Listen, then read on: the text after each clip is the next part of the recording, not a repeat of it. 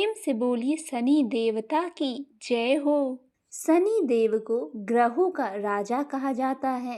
भगवान भोलेनाथ ने इन्हें न्याय की देवता की उपाधि दी है। शनि देव को बहुत जल्दी क्रोध आता है। इसी क्रोध की वजह से इनके पिता सूर्य से इनकी नाराजगी हमेशा बनी रहती है। इनके क्रोध से सभी बचने की कोशिश करते हैं, वरना व्यक्ति पर मुसीबतों का पहाड़ टूट पड़ता है। इसीलिए इन्हें प्रसन्न करने के लिए शनिवार का व्रत रखा जाता है। व्यक्ति शनि दोष से बचने और उन्हें शांत रखने के लिए अनेक उपाय करते हैं। शनि कृपा से व्यक्ति को सुख वैभव की प्राप्ति होती है। जो लोग शनिवार का व्रत करते हैं और उनकी पूजा का कथा सुनते हैं, उन पे शनि देव की कृपा दृष्टि हमेशा बनी रहती है और उनसे शनि देव प्रसन्न रहते हैं। आइए सुनते हैं शनि देव या शनिवार व्रत की पौराणिक कथाएं। प्राचीन काल की बात है। एक गांव में एक ब्राह्मण देवता अपनी पत्नी और बच्चों के साथ रहता था। वे धर्म कर्म में विश्वास रखते थे और सदैव पूजा पाठ करते थे।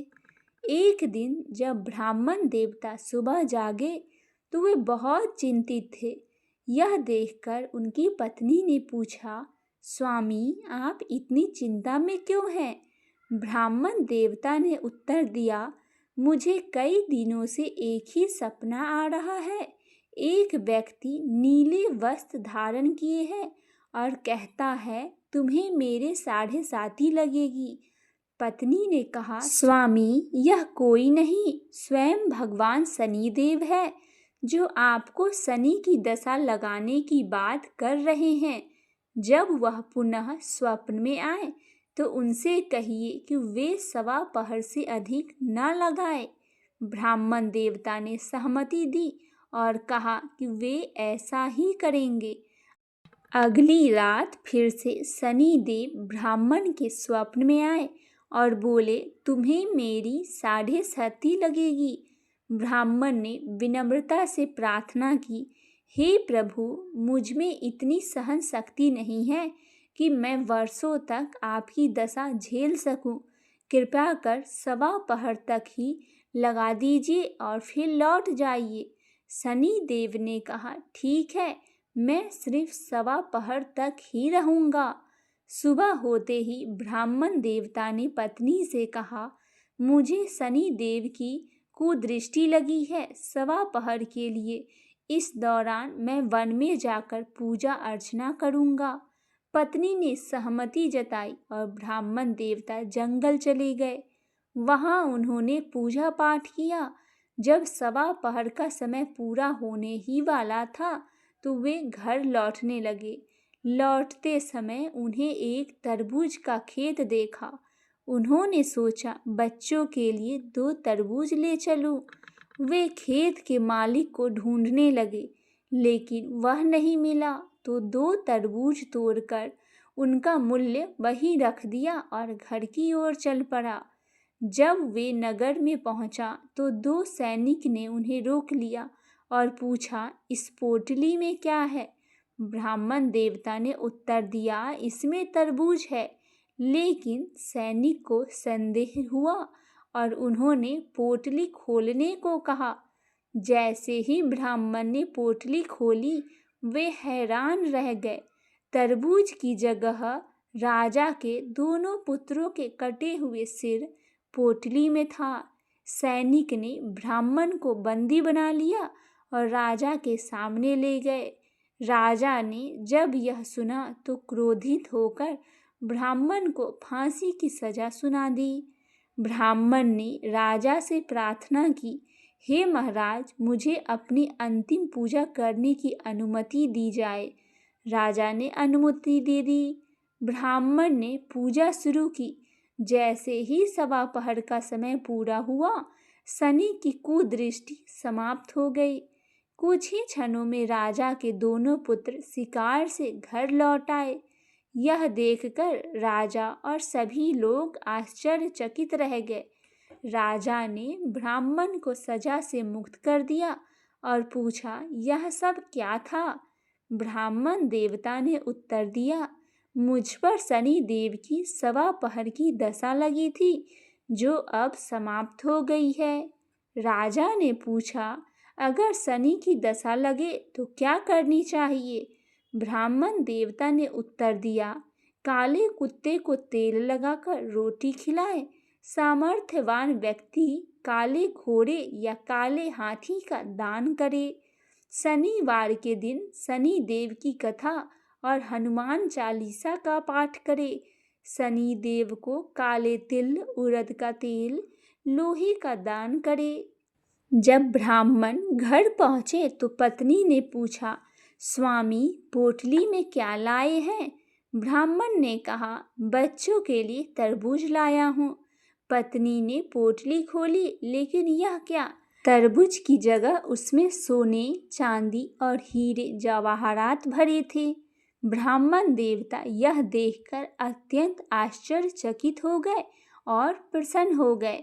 ब्राह्मण ने शनि देव को प्रणाम किया और कहा, हे शनि देव, आपकी महिमा अपरंपार है।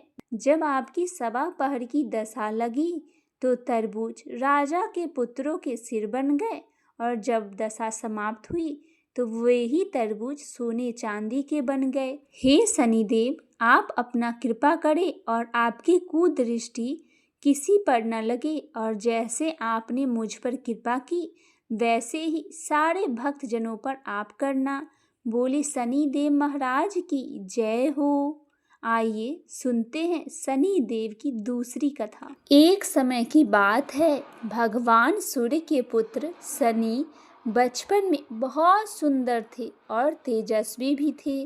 इनकी सुंदरता को देखते हुए गंधर्व ने अपनी पुत्री कंकाली के साथ शनि देव का विवाह करवा दिया, लेकिन अत्यंत सुंदर होने के कारण इंद्र की सभा के अप्सरा अक्सर इन्हें देखने जाया करती थी। इन अप्सरा को देखकर कई बार शनि देव उन पर मोहित हो जाते थे। यह बात गंधर्व पुत्री कंकाली को अच्छी नहीं लगती थी। तब गंधर्व पुत्री कंकाली ने अपने पति शनि देव को यह श्राप दे दिया कि आपकी दृष्टि हमेशा नीचे की तरफ रहेगी। अगर आप सीधी दृष्टि से किसी की तरफ देखते हैं तो उस पर 7.5 का प्रभाव पड़ जाएगा। तब शनि देव भगवान शिव की घोर तपस्या की। तपस्या के पश्चात भगवान शिव प्रसन्न हुए और बोले, हे सूर्यपुत्र शनिदेव, वर मांगो। तब शनि देव बोले, यह सदा शिव शंभु हम पर कृपा करके हमें सृष्टि पर सीधे देखने के लिए वर दीजिए।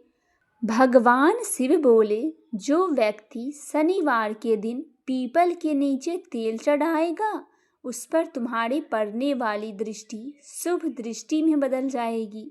इसीलिए शनिवार के दिन पीपल के नीचे शनि देव की पूजा की जाती है। बोली शनिदेव महाराज की जय हो। आइए भक्तजनों, शनि देव की एक और अन्य कथा सुनते हैं। एक समय सभी नवग्रहों सूर्य, चंद्र, मंगल, बुध, बृहस्पति, शुक्र, शनि, राहु और केतु में विवाद छिड़ गया कि इनमें सबसे बड़ा कौन है। सभी आपस में लड़ने लगे और कोई निर्णय न होने पर देवराज इंद्र के पास निर्णय कराने पहुँचे। इंद्र इससे घबरा गए और इस निर्णय को देने में अपनी असमर्थता जताई, परंतु उन्होंने कहा कि इस समय पृथ्वी पर राजा विक्रमादित्य है, जो कि अति न्यायप्रिय है। वे ही इसका निर्णय कर सकते हैं। सभी ग्रह एक साथ राजा विक्रमादित्य के पास पहुँचे और अपना विवाद बताया, साथ ही निर्णय के लिए कहा। राजा इस समस्या से अति चिंतित हो उठे थे, क्योंकि वे जानते थे कि जिस किसी को भी छोटा बताया गया वह कुपित हो उठेगा। तब राजा को एक उपाय सूझा। उन्होंने स्वर्ण, रजत, कांस्य, पीतल, सीसा, रांगा, जस्ता अभ्रक और लोहे से 9 सिंहासन बनवाए और उन्हें इसी कर्म से रख दिए। फिर उन सब से निवेदन किया कि आप सभी अपने अपने सिंहासन पर स्थान ग्रहण करें। जो अंतिम सिंहासन पर बैठेगा वही सबसे छोटा होगा। इस अनुसार लोहा का सिंहासन सबसे बाद में होने के कारण शनिदेव सबसे बाद में बैठे, तो वही सबसे छोटे कहलाए। उन्होंने सोचा कि राजा ने यह जानबूझकर किया है। उन्होंने कुपित होकर राजा से कहा, राजा, तू मुझे नहीं जानता। सूर्य एक राशि में 1 महीना, चंद्रमा 2.25 महीना 2 दिन रहता है और मंगल 1.5 महीना, बृहस्पति 13 महीना रहता है और बुध और शुक्र 1-1 महीना विचरण करते हैं। परंतु मैं 2.5 से 7.5 साल तक एक ही राशि में रहता हूँ। बड़े बड़े का मैंने विनाश किया है। श्री राम की 7.5 आने पर उन्हें वनवास हो गया। रावण की आने पर उसकी लंका को बंदरों की सेना से परास्त होना पड़ा। अब तुम सावधान रहना। ऐसा कहकर कुपित होते हुए शनिदेव वहां से चले गए। अन्य देवता खुशी खुशी चले गए। कुछ समय बाद राजा की 7.5 आई। तब शनिदेव घोड़े को सौदागर बनकर वहां आए। उनके साथ कई बढ़िया बढ़िया घोड़े भी आए थे। राजा ने यह समाचार सुन अपने अश्वपाल को अच्छे घोड़े खरीदने की आज्ञा दी। उसने कई अच्छे घोड़े खरीदे और एक सर्वोत्तम घोड़े को राजा की सवारी हेतु दिया। राजा ज्यों ही उस पर बैठा, वह घोड़ा सरपट वन की ओर भागा। भीषण वन में पहुंचकर वह अंतर्ध्यान हो गया और राजा भूखा प्यासा भटकता रहा। तब एक ग्वाले ने उसे पानी पिलाया। राजा ने प्रसन्न होकर उसे अपनी अंगूठी दे दी। वह अंगूठी देकर राजा नगर को चल दिए और वहां अपना नाम उज्जैन निवासी बिका बताया। वहां एक सेठ की दुकान में उसने जल इत्यादि पिए और कुछ विश्राम किया। भाग्यवश उस दिन सेठ की बड़ी बिक्री हुई। सेठ उसे खाना इत्यादि कराने के लिए खुशी होकर अपने साथ घर लेकर गया। वहां राजा ने एक खूंटी पर देखा कि एक हार टंगा है, जिसे खूंटी निगल रही है और थोड़ी देर में पूरा हार गायब हो गया। तब सेठ ने आने पर देखा कि हार गायब हो गया है। उसने समझा कि वीका ने ही चुराया है। उसने वीका को कोतवाल के पास पकड़वा दिया। फिर वहां के राजा ने भी उसे चोर समझकर हाथ पैर कटवा दिए। वह चौरंगिया बन गया और नगर के बाहर फेंकवा दिया गया। वहां से एक तेली निकल रहा था, जिसे दया आई और उसने वीका को अपनी गाड़ी में बिठा लिया। वीका अपनी आवाज देकर बैलों को हाँकता रहा। उस समय तक राजा की शनि दशा समाप्त हो गई थी। वर्षा काल आने पर वह मल्हार गाने लगा। तब वह जिस नगर में था, वहां की राजकुमारी मन भावनी को वह इतना भाया कि उसने मन ही मन प्रण कर लिया कि वह उस राग गाने वाले से ही विवाह करेगी। उसने दासी को ढूंढने भेजा। दासी ने बताया कि वह चौरंगिया है, परंतु राजकुमारी ना मानी। अगले ही दिन से उठते ही वह अनशन पर बैठ गई कि विवाह करेगी तो उसी से करेगी।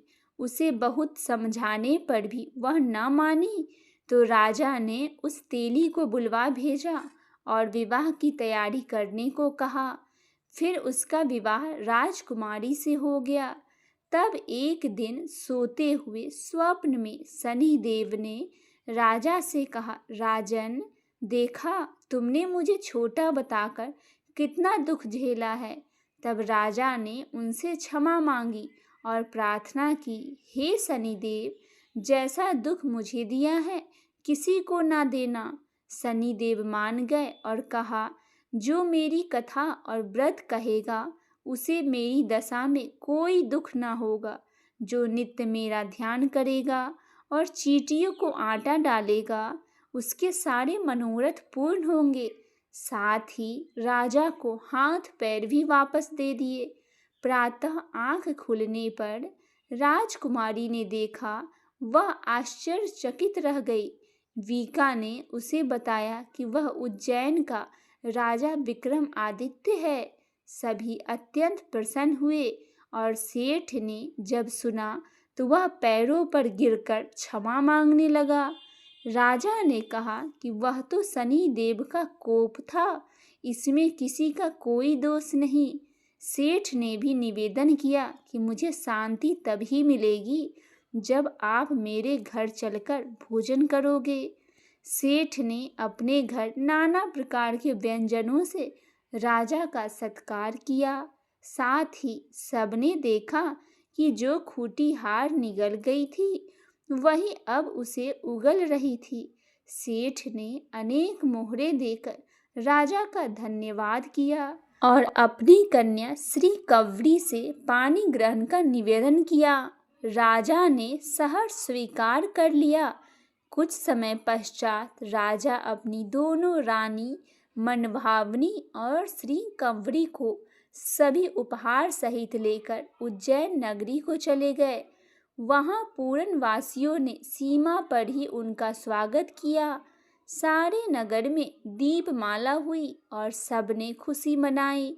राजा ने घोषणा की कि मैंने शनि देव को सबसे छोटा बताया था, जबकि असल में वही सर्वोपरि है। तब से सारे राज्य में शनि देव की पूजा और कथा नियमित होने लगी। सारी प्रजा ने बहुत समय खुशी और आनंद के साथ बिताया। जो कोई शनि देव की इस कथा को सुनता या पढ़ता है, उसके सारे दुख दूर हो जाते हैं।